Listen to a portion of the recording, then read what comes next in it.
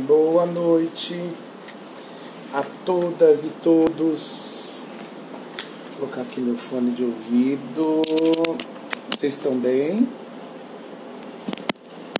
Vocês estão bem? Bem-vindos a mais uma Teologia de Caneca. E aí, Gabriel, tudo bom?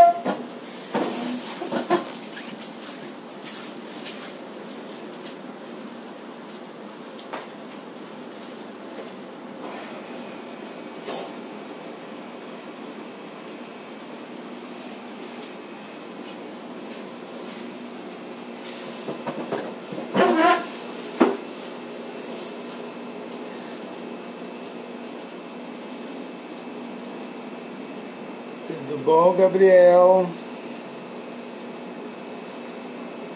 É nóis!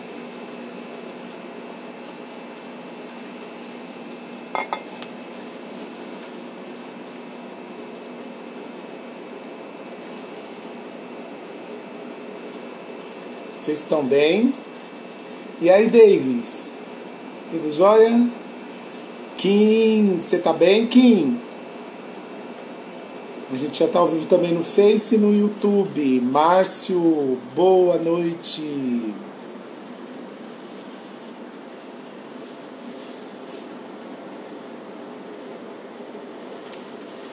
Vocês estão bem?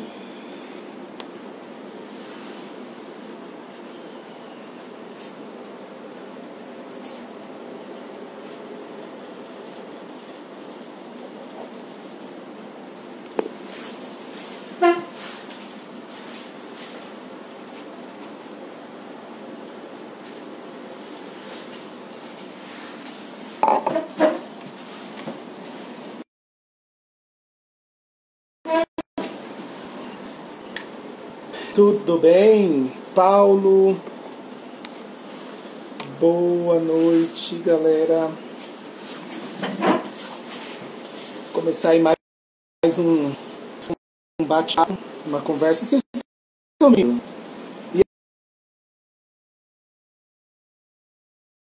E aí, vocês estão ouvindo? Estão conseguindo me ouvir?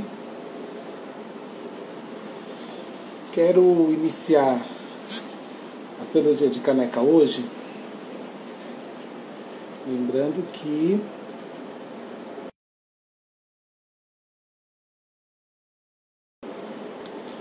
a nossa proposta de segunda-feira à noite, Fernando, Amparo, boa noite.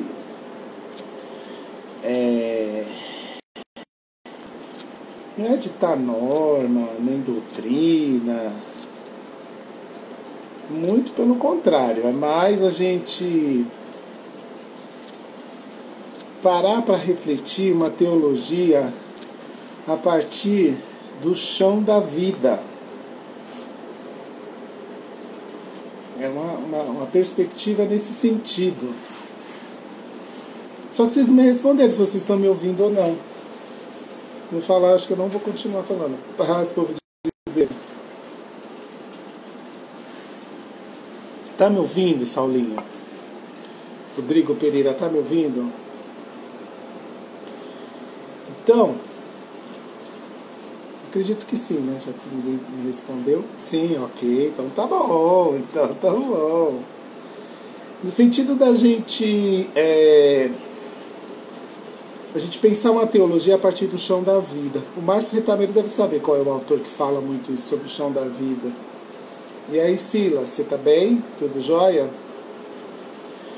E partindo disso, de que Deus, revelado em Jesus Cristo, Ele esteve entre nós, caminhou entre nós, viveu as nossas dores, caminhou com a gente. Mas também, um Deus que é poderoso em obra, em poder. Eu separei aqui o texto de Marcos, capítulo 12.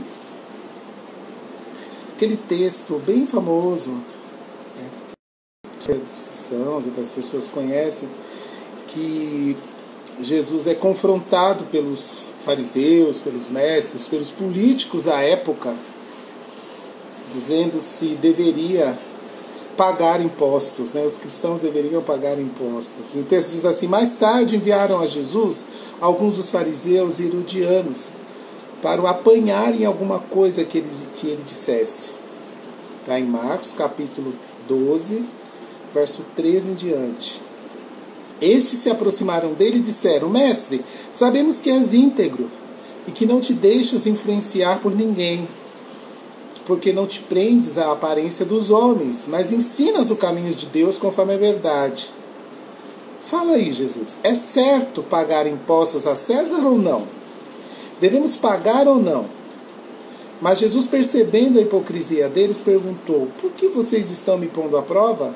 Tragam-me um denário para que eu o veja. Eles lhe trouxeram a moeda e ele lhe perguntou: de quem é esta imagem e esta inscrição? Aí responderam: de César, responderam eles.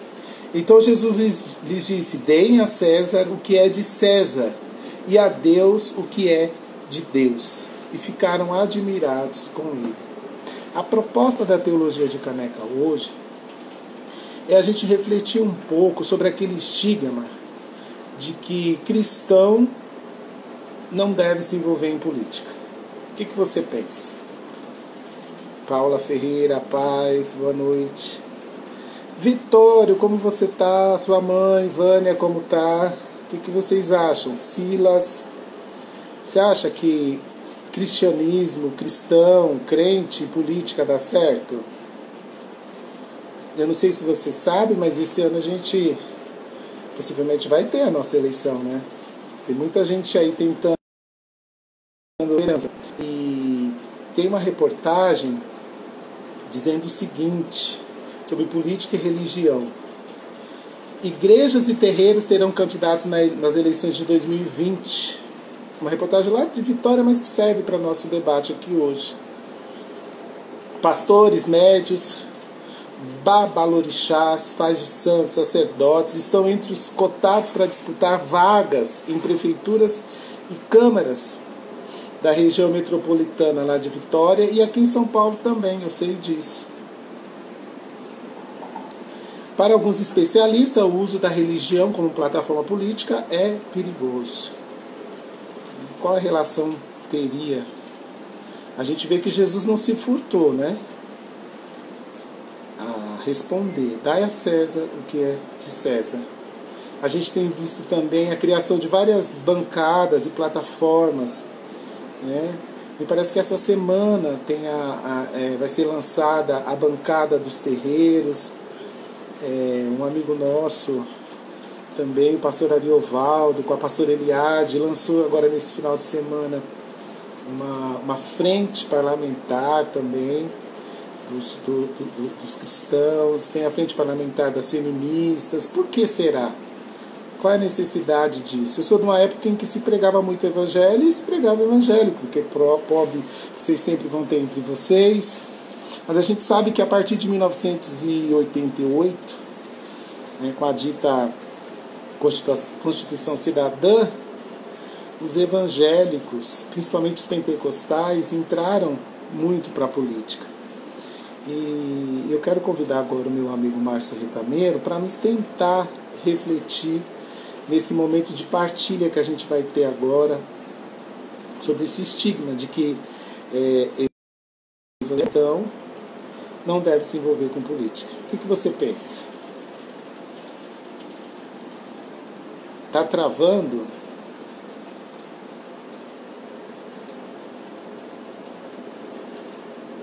Vânia, é muito complicado, verdade, Reuel. O que você está rindo, Márcio, aí? Deixa eu ver aqui o que o Márcio está rindo. Vamos descomplicar isso aí, o Reuel falando. É verdade, necessário, o Saulinho falando. Desde que sejam respeitadas as pessoas com linhas de pensamento. Se isentar na política é deixar que os outros nos governem. É verdade, pois é. Pois é. Deixa eu ver aqui o Márcio. Chamar o Márcio aqui para nos ajudar a refletir. Você também podia muito bem mandar a sua pergunta, seu posicionamento. Márcio.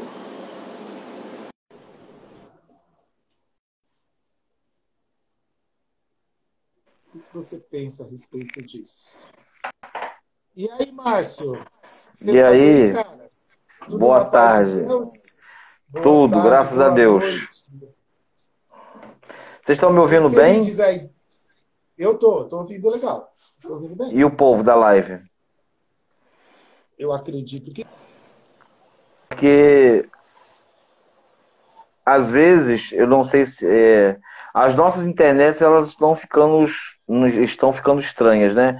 Acho que tem muita gente conectada desse isolamento e está pesando muito a conexão, né?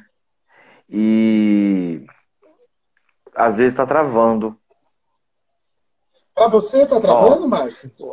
não, você, o pessoal tá falando, ó, eu também tô. O pessoal falando, ó, tá travando. Felipe, o Kim também, o Silas Neves. Eu queria falar pro povo que tá nos assistindo, que eu só consigo ver os comentários no Instagram, eu não consigo ver no Facebook. O Reuel disse que não se envolveria com política. A Paula Ferreira falou que o sinal está ruim. A gente A tá gente, pelo preci- Facebook também. a gente vai descomplicar isso aí. O Reuel falou que é complicado É complicado. Eu também e acho complexo, Márcio. Eu também acho complexo. Não é uma coisa simples. o Reuel falando que tá complicado, mas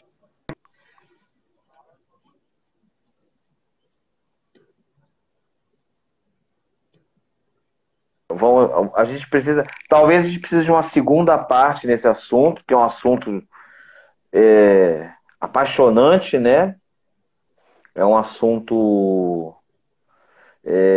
que mexe com as nossas vísceras, né? E então a gente precisa explicar algumas coisas quando o assunto é política e cristianismo, ou quando o assunto é política e religião.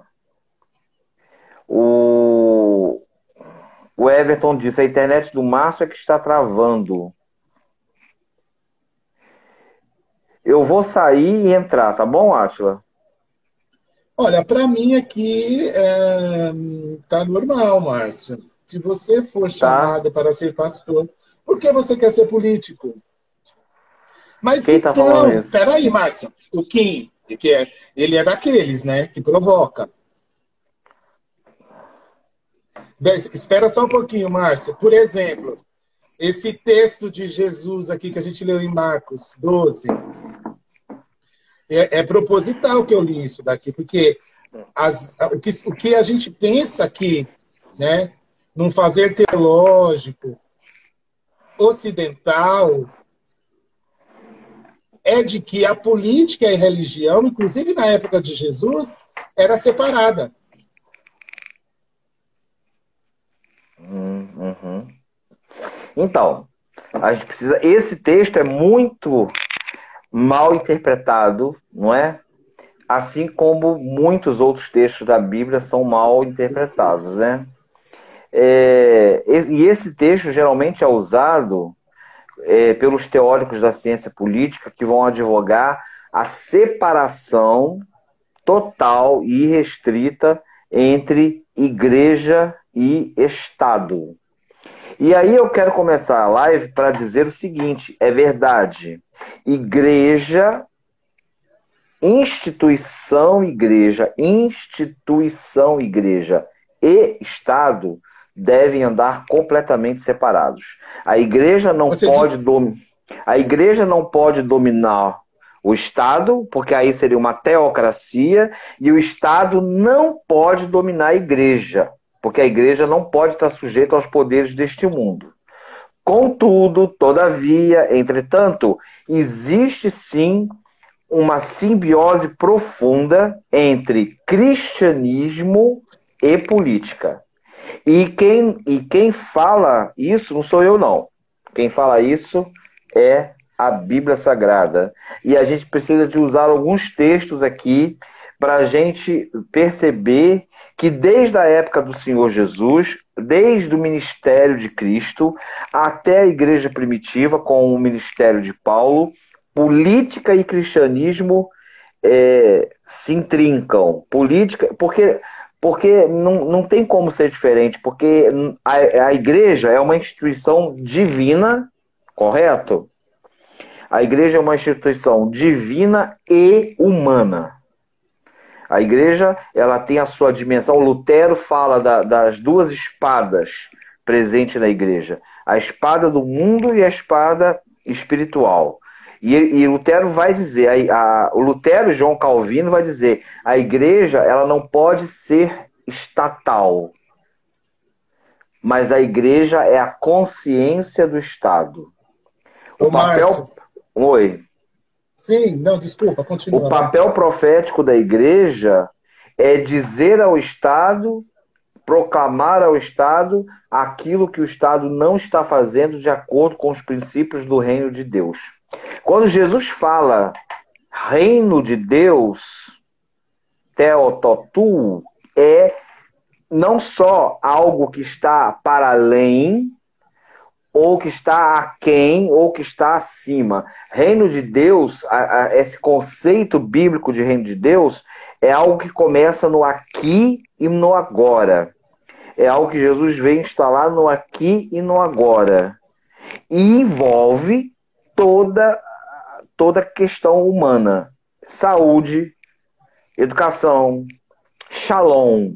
Shalom, esse conceito bíblico que a gente fala tanto, quando Jesus usa essa palavra shalom, esse conceito no judaísmo envolvia política, porque shalom era um estado de bem-estar do corpo saudável, corpo alimentado e alma. Então, não é só uma questão de alma, é uma questão de corpo também. E os nossos corpos são políticos. Então é preciso dizer... Jesus, o Reuel está perguntando, Jesus se envolveu com política? Tanto se envolveu com política que ele morreu pelo braço do Império Romano, ele morreu na cadeira elétrica do Império Romano, a cruz é a injeção letal do Império Romano, a cruz é a cadeira elétrica do Império Romano, morria de morte de cruz os condenados segundo a lei romana, e eram todos bandidos. Jesus morreu como um bandido na injeção letal na cadeira elétrica do Império Romano. Jesus se envolveu profundamente com política. Profundamente. Ele foi levado a Pôncio Pilatos. Pôncio Pilatos, quem era Pôncio Pilatos?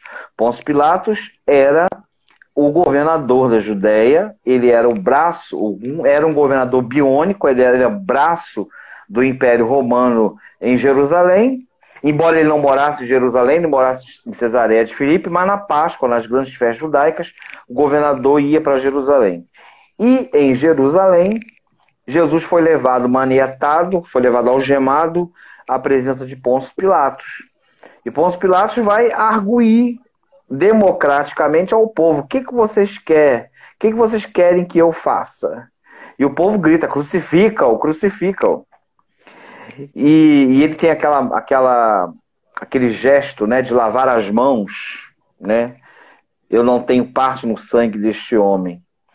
Então, Jesus ele também se envolveu em política quando ele vai de encontro ao Sinédrio.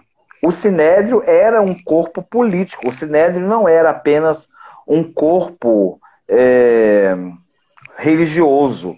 O Sinédrio era o conselho do Templo de Jerusalém, mas o Sinédrio também era político. A gente não pode esquecer daquele período que a gente chama de interbíblico, quando da vitória dos Macabeus, quem governou Israel foi a casta sacerdotal, né? Foi a casta sacerdotal dos Macabeus. E eu falo pra caramba, né? Meu Deus. Então, aí eu pedi a caneca. Esse é o sinal de que eu quero que a gente tem que colocar as coisas dentro da caneca, Márcia. Senão, as pessoas às vezes podem, né? Mal mas é porque tem que explicar, tem que falar, né? Ó o que o Cristiano falou. Que ser cristão, por falar nisso, um beijão, Cris. A gente vai marcar nossa live, hein? Ser cristão é assumir uma posição política. um sistema chamado Reino de Deus. Porque eu e você, a gente sabe, o Cris, eu acho que muitas pessoas aqui da live também sabem, que quando o Reuel pergunta, Jesus se envolveu com política, é porque a política que nos é trazida hoje é uma lama de corrupção, é uma lama de maldade, de crueldade. Jesus realmente, com esse tipo de política, eu não posso acreditar que ele estava envolvido.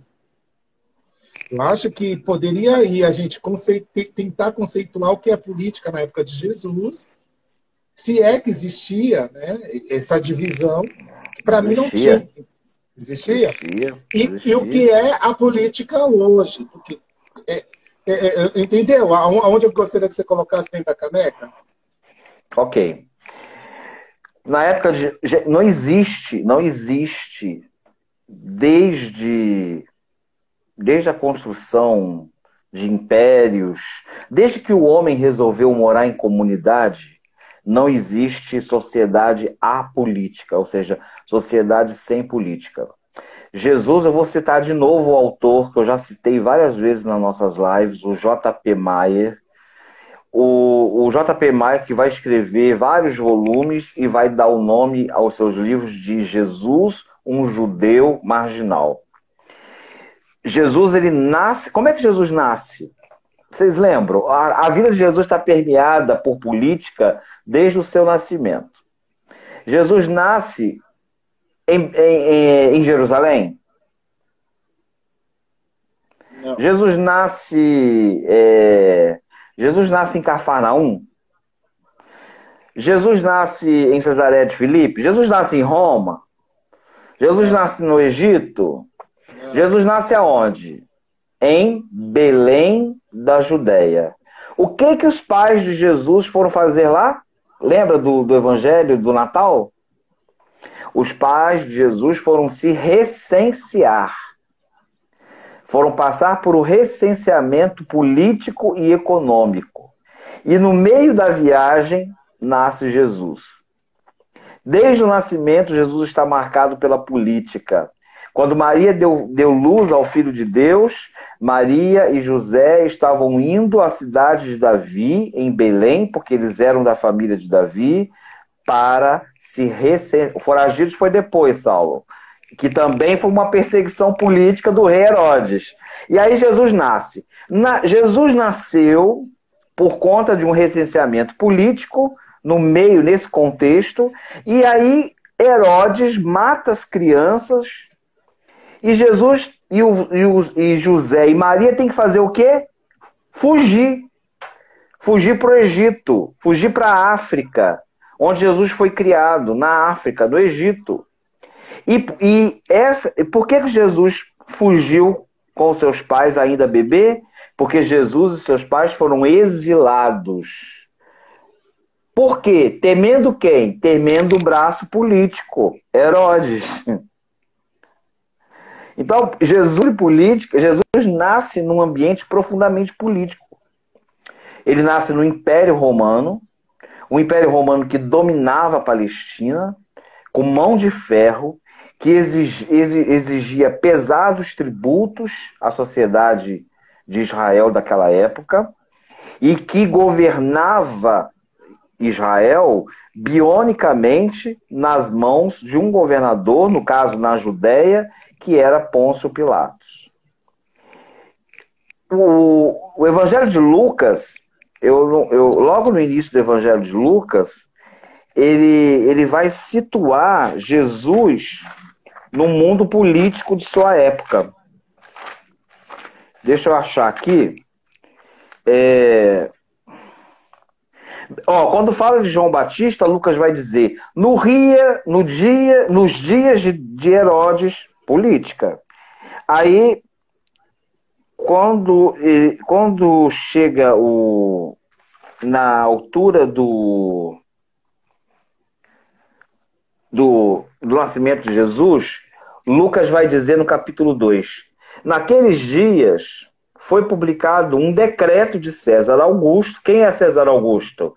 imperador de Roma. Um decreto de César Augusto convocando toda a população do império para recensear-se. Recenseamento era uma obrigação de todo cidadão por conta dos impostos e por conta, ou seja, política.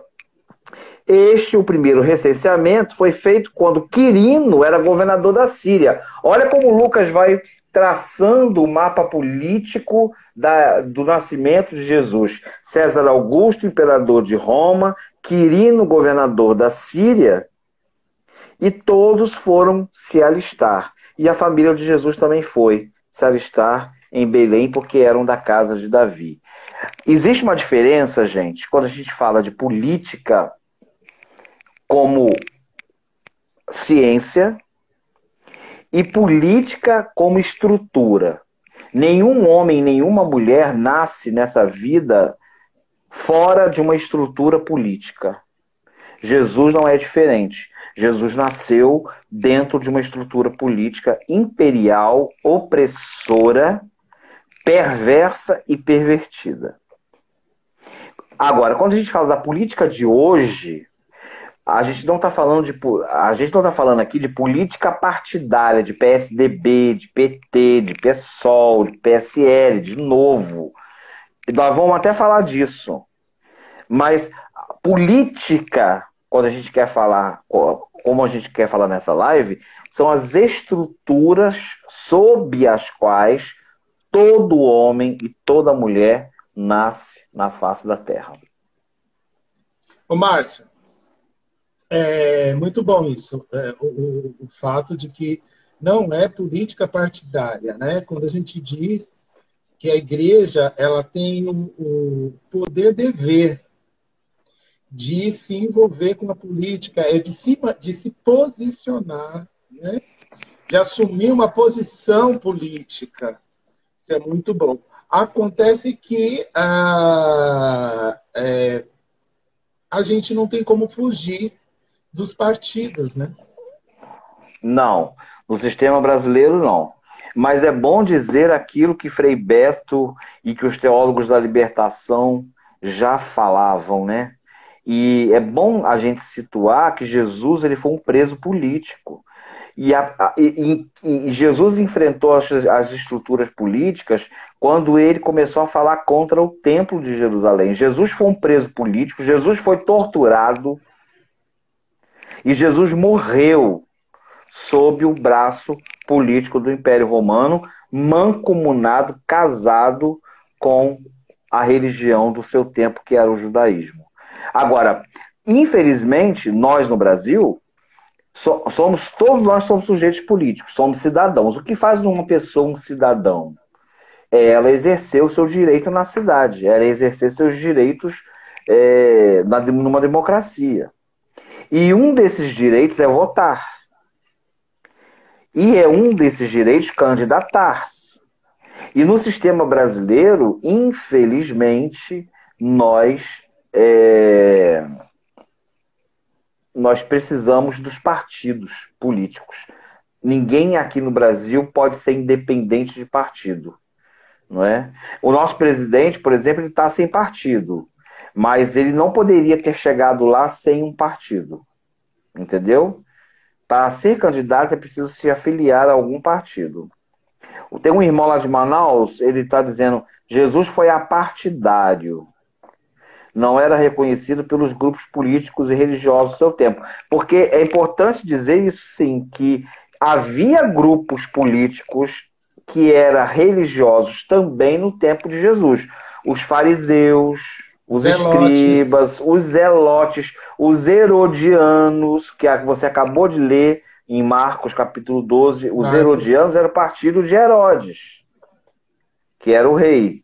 Então, Jesus ele não se ligou. Existem alguns historiadores que vão dizer que Jesus foi essênio, né? Mas isso não carece de estofo histórico, não existe provas históricas de que Jesus fora um essênio, né? Que também era um partido político, viu? Político e religioso. Religião e política na época de Jesus também era muito... Não dava para você saber aonde começava uma coisa e terminava, você sabe? Era muito... E os essênios tinham toda uma Exatamente, ideologia... até Pode porque falar. o conceito de religião, né? Religião. Ontem mesmo eu estava pregando e falando sobre aquele texto de Jesus com a mulher samaritana. A mulher samaritana, Jesus se engraçou ali com ela, conversou com ela, teve todo aquele cuidado com ela, e ela nem era da religião de Jesus. Não. Nem era, nem era. Então, assim, Não. o conceito de religião para aquela época e para hoje também muda muito. Muda. E naquela época, religião e política era uma coisa só. O John Dominic Crossan, eu aprendi isso com esse autor, com o John Dominic Crossan. O John Dominic Crossan, ele vai falar o tempo todo de uma teologia do Império Romano. Isso. Porque o imperador de Roma era Deus, ele era considerado Deus, ele estava no panteão dos deuses. Havia o exercício de uma religião política em Roma. Todo mundo, uma vez no ano, tinha que oferecer sacrifícios pela saúde e pela vida do imperador. Olha como religião e política estão completamente em simbiose. Uma coisa, a gente não sabe onde começa uma coisa, onde termina a outra na época de Jesus.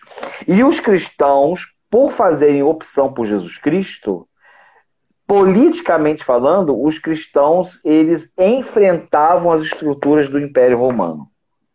Eu li um autor uma vez que ele diz que o Pai Nosso era um grito de guerra, no sentido de que os seguidores de Jesus, eles, assim como o Shalom, né, era um sinal político, o Pai Nosso um sinal político de um povo, de um grupo, de um coletivo. Agora, você sabe, Márcio, que no Brasil a gente tem visto um avanço muito grande da bancada evangélica, que de pouco faz para os evangélicos, já que a política também é lugar da igreja, que a igreja também tem que caminhar por esses espaços de poder, porque senão vai morrer, né? Vai deixar suas pautas de lado. O Saulo estava falando disso aqui agora. Essa bancada evangélica que tem ganhado força, né? A gente vê que se perde, é isso? Posso dizer assim? Tem se perdido? A bancada evangélica tem perdido força? Se perdido nas pautas. Nas pautas. A bancada evangélica, ela usa a religião como trampolim político, né? Não existe aquele conceito de social climber. Existe um trampolim político. Os evangélicos, os políticos evangélicos usam a religião como trampolim político, usa a Bíblia como trampolim político, usa o nome de Jesus como trampolim político. A bancada evangélica, ela só cresceu na última eleição. E ela só cresce. Desde os anos 90, ela só cresce. Mas ela faz nada para o povo evangélico. Nada. O que a bancada evangélica faz em Brasília é enriquecer os bolsos e os cofres daqueles que têm os mandatos.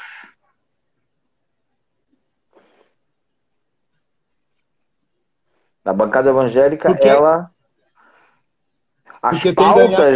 as pautas que a bancada evangélica brasileira advoga são pautas que vão de encontro àquilo que nós aprendemos como evangelho. O Reuel colocou aí, eles querem o din-din, a Suzy falou, realmente, eles não fazem nada, né? O Saulo está colocando aqui, sim, tem se perdido e muito. Eles entram pela política usando o povo evangélico. O atual presidente é a síntese desse sincretismo político religioso. O Estado, então, não é laico. O atual presidente, ele conseguiu algo inédito. O atual presidente, ele conseguiu, na sua candidatura, unir espíritas kardecistas tinha psicografia aí falando que ele era o novo Emmanuel, que para os espíritas é um líder espiritual muito importante. Ele conseguiu atrair a ala conservadora e direita da Igreja Católica, e ele conseguiu unir os evangélicos. A grande maioria das igrejas evangélicas, foram poucas as igrejas evangélicas que não apoiaram Jair Messias Bolsonaro. Então, ele conseguiu unir na sua candidatura tudo que se inscreve sob a rubrica de conservador. Então, ele conseguiu aglutinar dentro do cristianismo quase todas as alas. Só não conseguiu a ala esquerda, que a gente faz parte, né, Átila? Graças a Deus, né? Contra o sistema, tentando ser fora do sistema. Então, Márcio, você entende que nós devemos, sim, se filiar a um partido, ter posição política. Por mais que a bancada evangélica não tenha levantado as nossas bandeiras, né, do povo realmente, existem políticos ainda que trabalham em pró. Isso é muito curioso, né? Nem sempre as pautas que alcançam os cristãos, os evangélicos, inclusive os cristãos LGBTs, são pautas que vêm da bancada evangélica. Eu acho que é a bancada que menos legisla em favor do LGBT. Aliás, eles não legislam em favor de nenhuma minoria, nem dos negros, nem dos pobres, nem dos LGBT. A bancada evangélica ela é branca, hétero, ela é do BBB, né? Ela é da bala da Bíblia. E do boi. E do boi. E do boi. Então, e do boi. Então, boi, bala e Bíblia. A bancada evangélica, para você ter uma ideia, a bancada evangélica é a favor do retorno do jogo no Brasil. Eles são a favor do retorno dos cassinos e dos bingos. Veja se isso é pauta, veja onde isso encaixa na Bíblia. Entendeu? Você me fez lembrar que realmente Jesus ele veio e fez um racha dentro do judaísmo, né? Sim. As pautas de Jesus eram pautas nervosíssimas da esquerda. Sim, sim. As pautas de Jesus iam de contramão, né? Jesus estava na contramão da religião e da política do seu tempo. Ontem eu estava pregando em Mateus, no Evangelho de Mateus, quando Jesus diz: vinde a mim, vós todos os que estáis cansados e oprimidos, e eu vos aliviarei. Eu preguei nesse texto. Jesus não fala vinde à religião, vinde ao templo, vinde às doutrinas, vinde aos poderes do mando deste mundo. Ele fala vinde a mim. Então, quando ele quando Jesus pega o chicote, entra no templo de Jerusalém para dar no lombo daquela gente safada que estava lá fazendo comércio com o nome de Jeová, ali Jesus está fazendo uma manifestação nada pacífica contra a economia e a política do templo de Jerusalém. E aí Jesus era de esquerda. E aí eu penso, eu acho que é sua mesmo essa fala, que foi ali a derrocada mesmo no sentido da perseguição, que mexeu, né, no setor econômico.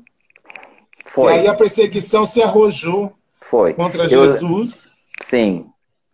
Vocês lembram que no mesmo episódio que Jesus pega no azorrague, pega no chicote para dar Aliás, eu acho tão engraçado isso, Átila. O povo conservador que se diz cristãos, olha para sabe essas manifestações que quebram tudo, como estava acontecendo nos Estados Unidos? O povo que se diz cristão, eles têm muito amor por vidro e por ferro, né? Ai, mas estão quebrando tudo. Isso não é de Deus. Estão quebrando tudo. Isso não é. E o Senhor Jesus fez o quê se não quebrar as bancas todas E os do Templo de protocolos. Jerusalém? E naquela mesma passagem de Jesus, eu fico empolgado porque esse assunto é apaixonante para mim. É, Naquele mesma passagem de Jesus dando no lombo daquela gente safada, Jesus ele vai dizer: derruba isso tudo aí que eu vou fazer o quê? Reconstruir em 3 dias. Ali Jesus fez um manifesto violentíssimo. Violentíssimo. Jesus não quis dizer assim, Jesus não quis dizer algo metafórico. Jesus estava falando de verdade, das estruturas econômicas e políticas do Templo de Jerusalém. E aí, Jesus não se meteu em política, Jesus só se meteu em política. E tanto que morreu por causa disso. você sabe que lembrei agora também da pastora Eliade. A gente teve um momento de partilha muito bacana na igreja dela, virtual, e ela estava dizendo, né, que ela é contrária e ela quebra mesmo todas as leis e as regras injustas dentro da igreja, não importa se é injusta, se não está alinhado com o pobre, com a viúva, com o órfão, com o necessitado, com o oprimido, com aquele deixado de lado, né, pela sociedade, pelo sistema, é uma lei injusta. É uma lei que deve ser questionada. É uma lei, é um sistema que deve ser, sim, denunciado. No Sim, sentido que a política que vai de encontro ao oprimido, ao necessitado, né, a pessoa que realmente está sofrendo, ela deve ser abarcada pela igreja, ela deve ser, sim, acolhida pela igreja. E deve ser rechaçada toda política, ou todo fazer político, toda fala política que não alcança o oprimido, o pobre, o viúvo, o necessitado. Eu penso que a igreja não pode se furtar a se posicionar, a estar posicionada. Então, eu acho louvável, né, os pastores, as pessoas que deixe, né, Kim, como você disse, se Deus te chamou para ser pastor, por que você vai ser político? Então, enfim, se a pessoa é pastor e em algum momento o chamado dele agora é ser político, que faça, né, com bem feito. A Bíblia diz, tudo aquilo que tiver a mão para fazer, faça. E faça muito bem feito. lembrando do evangelho de ontem que eu preguei, Mateus 25, Jesus, quando Jesus fala, vinde a mim os pequeninos, vinde a mim vós todos que estáis cansados e oprimidos, quando ele diz assim, Senhor, eu te agradeço, Pai, porque o Senhor ocultaste as coisas dos sábios e instruídos e revelaste aos pequeninos. Pequeninos, gente, é uma categoria sociológica do Evangelho. Pequeninos são as mulheres, pequeninos são todas aquelas pessoas que viviam à margem da religião, pequeninos são todas as pessoas pobres, pequeninos para nós hoje são todos os negros, são todos os LGBTs, são todos os quilombolas, são todas as pessoas que não estão no status quo da nossa sociedade. Esses são os pequeninos. A palavra pequenino, no grego, é uma categoria sociológica do Evangelho. E quando a irmã Lídia hoje ao meio-dia, ao orar na oração de meio-dia, quando a irmã Lídia ora pelos quilombolas, eu acho tão bonitinho aquilo, quando ela ora pelos quilombolas, e hoje ela chorou orando pelos quilombolas, ela falou, é meu povo. Quando ela ora pelos negros, quando ela ora pelos índios, isso não é política, gente? Isso não é espiritualidade encharcada de responsabilidade social? Quando a gente entende que Shalom não é só alma, Jesus não veio só salvar a sua alma, Jesus veio salvar a sua alma e o seu corpo. Porque a Shalom de Jesus passa pelo seu corpo. A Shalom de Jesus quer o seu bem-estar, quer você com saúde, quer você alimentado, quer você vestido, quer você com teto sobre a cabeça. A Shalom de Jesus, ela não é só para salvar a alma. A Shalom de Jesus é para salvar você inteiro. Inteiro. Na sua totalidade. Ontem, você falou, né, do lançamento da bancada evangélica popular, né? Sim. A Eliade, o Belorfa, Ariovaldo o Ramos. Ariovaldo, a Angélica Tostes. Mas quem estava lá? O Samuel. Sim. São evangélicos que estão se unindo cada vez mais na política para ir de encontro à bancada evangélica do boi, da bala e da Bíblia.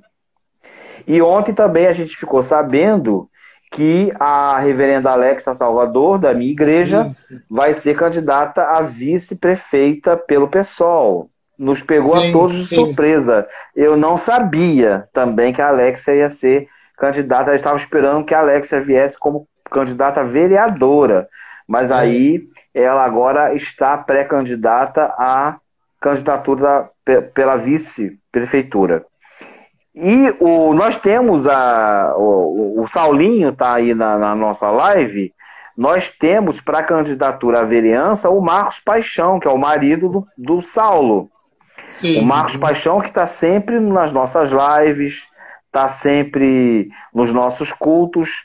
Então, nós temos pessoas de boa vontade, pessoas engajadas, pessoas comprometidas com o social e que também estão comprometidas com a igreja.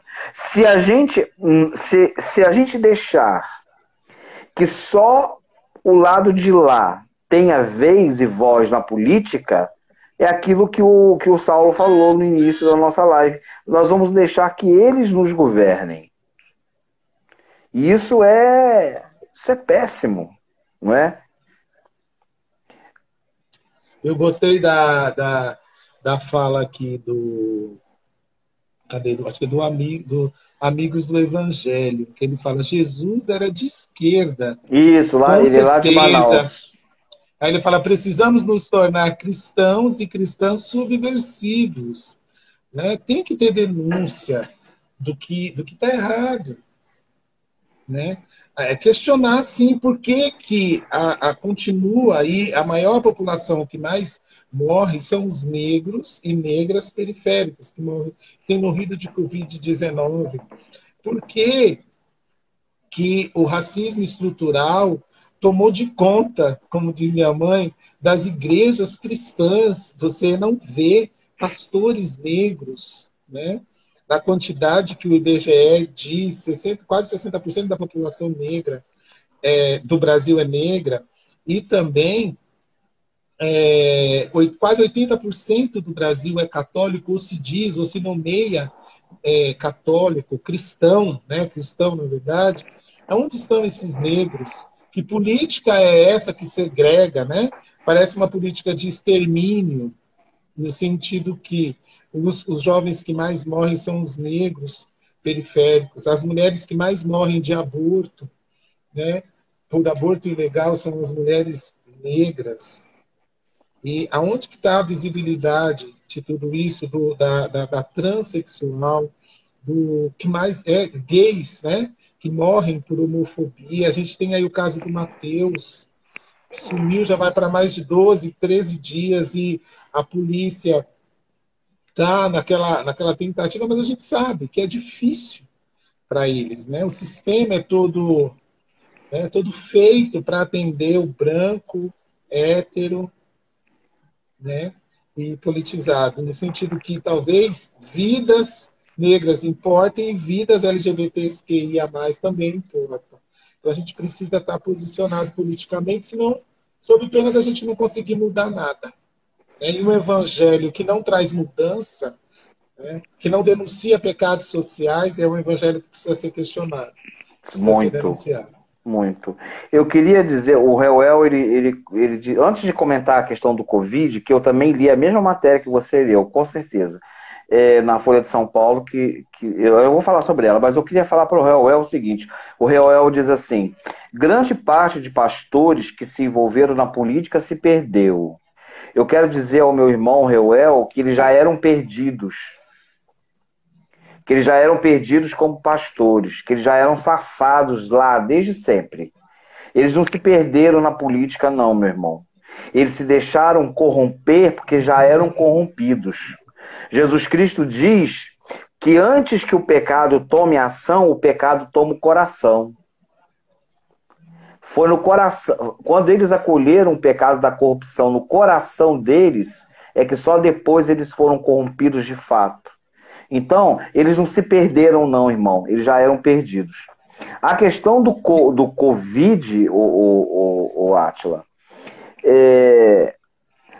eu vi na matéria, uma matéria na Folha de São Paulo, e no Globo também saiu, são os dois jornais que eu mais leio, o Globo e Folha de São Paulo, que o Covid no Brasil mata a maioria, quem dentro da população brasileira está no número 1 em morte por Covid?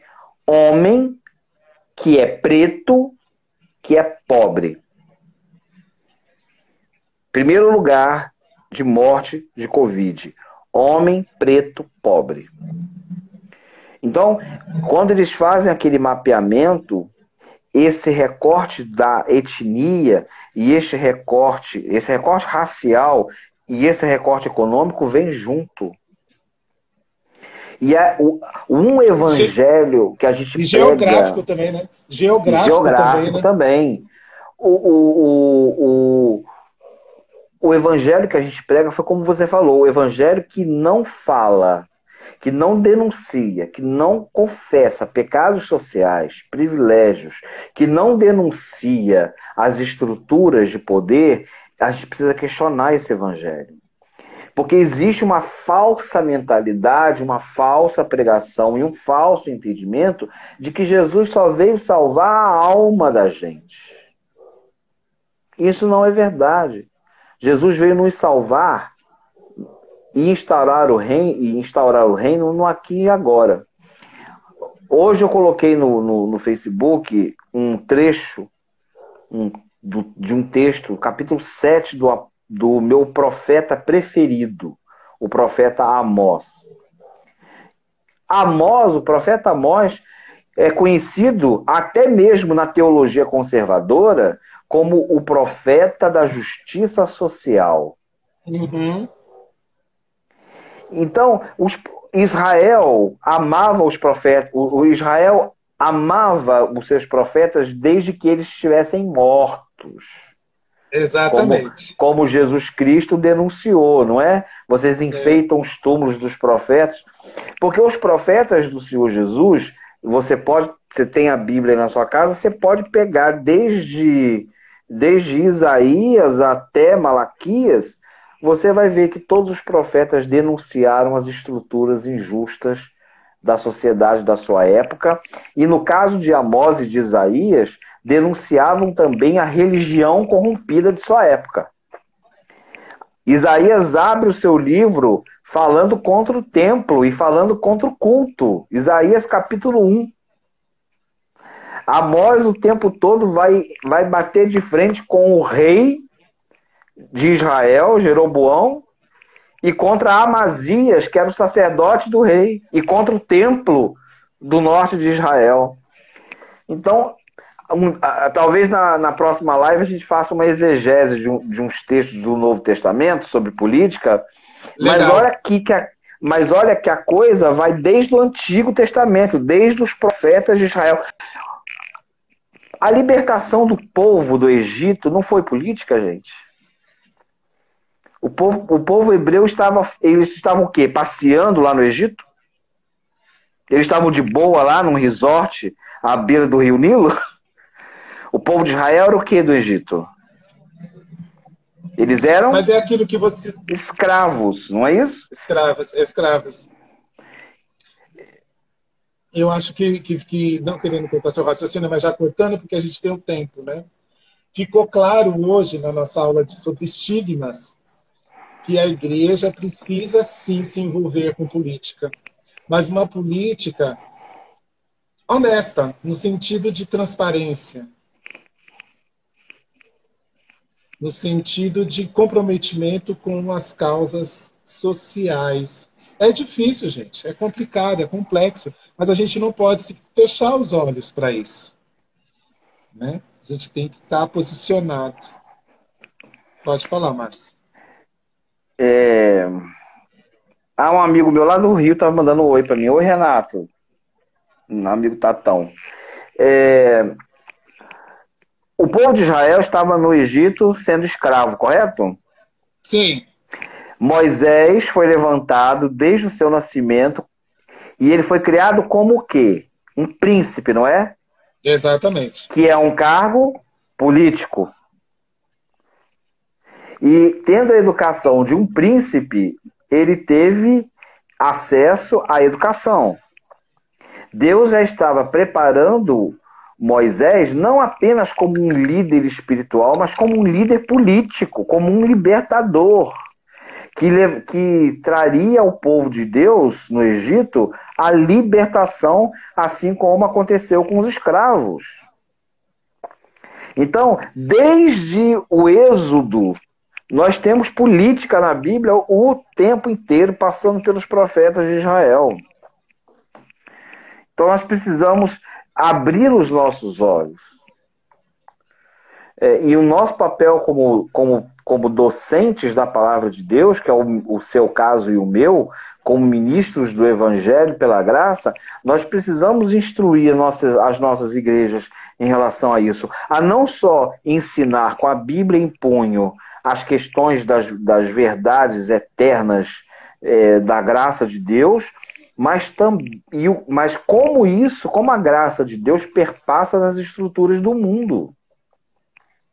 E é nosso papel, nós estaríamos pecando. E você sabe, Átila, todo pastor sabe que quando a gente estiver face a face com o Rei da Glória, naquele dia maravilhoso, ele vai cobrar de nós. Exatamente.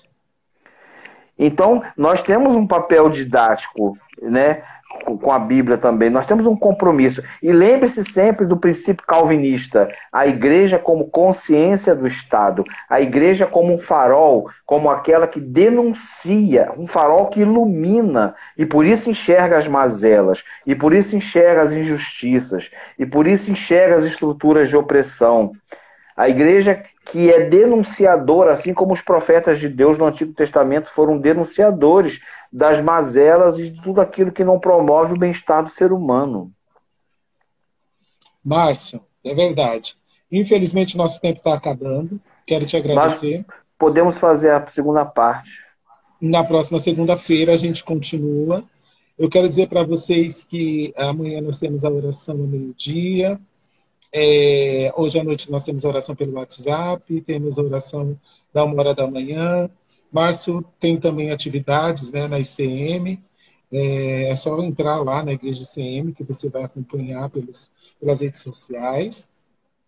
A gente está fazendo uma série de live às quintas-feiras. Quinta-feira passada eu fiz com a Keila sobre educação e religião. Nessa próxima quinta-feira vai ser com a minha outra irmã. Então eu vou fazer com a Keila, já fiz, vou fazer com a Kelly agora. A Kelly é medalhista olímpica. E a gente é de uma época... Kelly é medalhista olímpica em Sydney, jogadora de basquete profissional. E ela, a gente é de uma época em que participar de esporte era pecado, né? Da Assembleia de Deus e tudo. E a gente quer conversar com ela sobre essa vivência dela, né? A relação dela com o esporte. Vai ser uma live muito legal, muito instigante, reveladora também. Caberia aqui, né, no estigma de segunda-feira. Mas você abre mão, Márcio, do seu espaço aí de segunda-feira para Kelly? Claro que abro. Não precisa. A gente vai fazer na quinta-feira com a Kelly. A gente vai trabalhar, tentar falar alguma coisa sobre os textos de Paulo, né? Combati o bom combate, acabei a carreira, guardei a fé. A gente sabe que tem todo um sistema, né, por trás das cartas paulinas, com esporte e tudo. E na outra quinta-feira a gente vai falar com a minha irmã Kátia, que é advogada também, e que tem uma vivência muito bacana entre aí a ciência, entre os problemas de saúde que ela teve. Jesus curou ela, mas ela continua tomando os remédios, Márcio. Olha que interessante. Amém. cumprindo os protocolos, tudo certo, inclusive lá no hospital onde a nossa prima Suzy trabalha. Um grande beijo para vocês. Beijo. E vamos prestar atenção na política do nosso tempo. Eleição está aí às portas. Temos nomes a quem votar. Então fiquem de olhos e ouvidos abertos. Que a igreja precisa exercer o seu papel. Um beijo.